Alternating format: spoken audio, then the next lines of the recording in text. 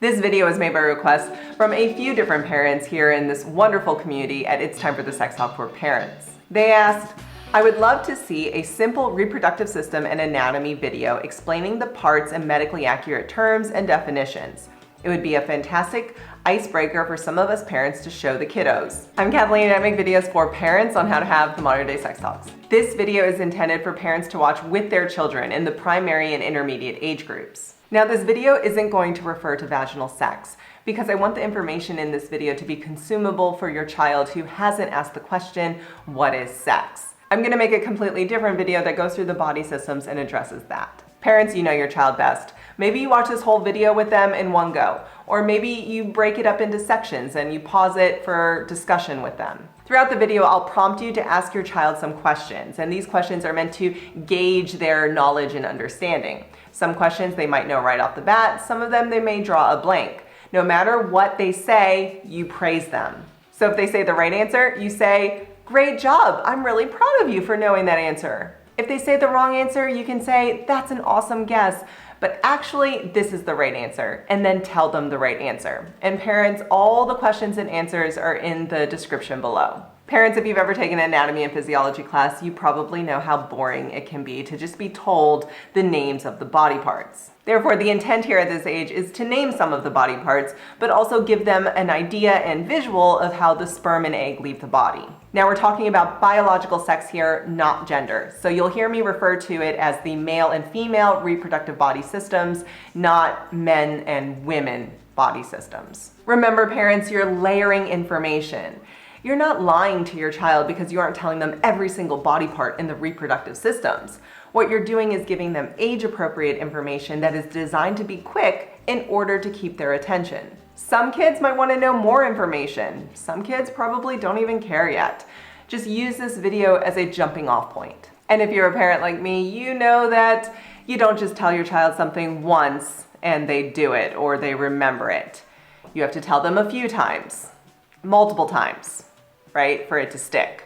And the same goes with this video. You're not just going to watch it one time. You may have to show it to them a few times in order to jog their memory. So don't forget to like it so it saves to your like videos. And now parents, here is where you're going to start the video to watch with your child.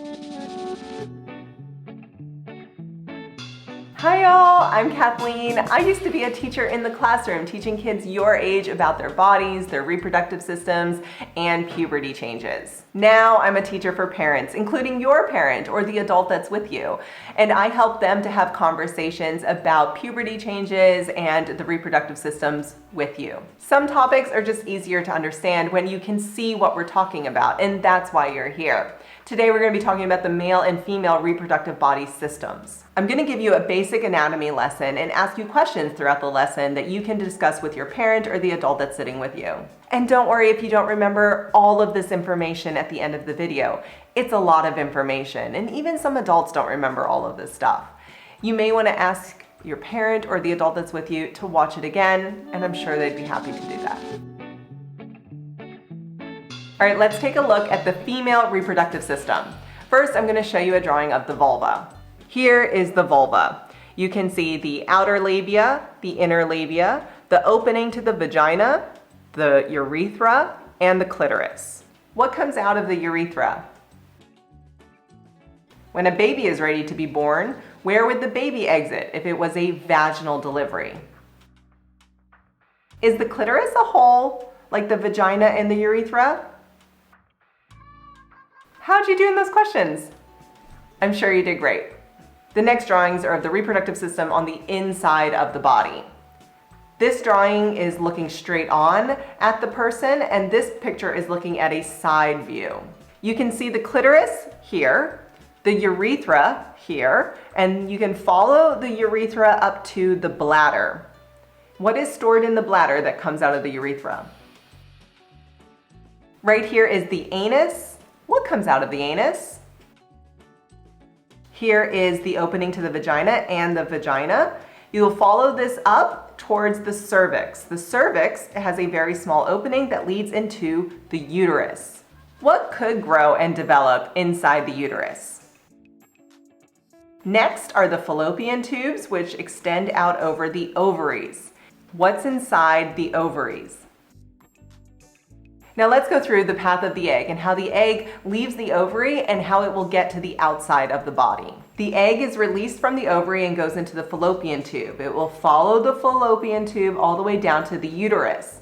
Here is where it will exit the body with the menstrual flow. So when a person has their period, the egg will come out with the blood and tissue, and it will come out exiting this through the cervix and out through the vagina. I know I've asked you a lot of questions, but do you have any questions?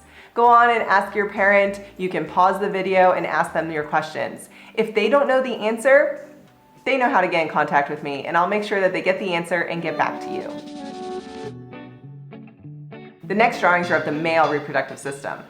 This drawing is looking straight on at the person, and this one is a side view. On the outside of the body, you can see the penis as well as the scrotum. What comes out of the penis? The scrotum holds the testes, also known as the testicles. What is made inside the testes? All right, let's follow the path of the sperm that's being made in the testes and how it will get to the outside of the body. Sperm are made in the testes and then get transported into this little area called the epididymis. The vas deferens is connected to the epididymis. The vas deferens then transports the sperm all the way up through the tube, all the way down, and then the sperm will exit through the urethra. Right here, you see the bladder. What is stored in the bladder? The urine is stored in the bladder, and the bladder is connected to the urethra, and that's how you can see urine can come out of the penis, as well as sperm can come out of the penis. Over here is the anus. What comes out of the anus? Do you know what the term genitals means? Do you have any questions? Don't worry if you don't have any questions right now. When you do have a question, you can always come back and ask your parent or the adult who's with you. They really want you to know about the human body systems and how it all works. Now, it's really important for you to know that when it comes to your body, and especially your genitals, the penis, vagina, vulva, or anus, that nobody, including adults, teenagers, or friends your age, they would never ask to touch your genitals or to put anything into your genitals. If anybody ever asks to touch your genitals, you say no, and you leave immediately. You go and tell your parent or trusted adult or the person who is sitting right next to you. It's your body and your child. Nobody should be touching your genitals. I hope you learned something new today, and if you have any questions, make sure you ask your parent or the adult who's sitting next to you. I'm Kathleen, and I hope to see you again sometime soon.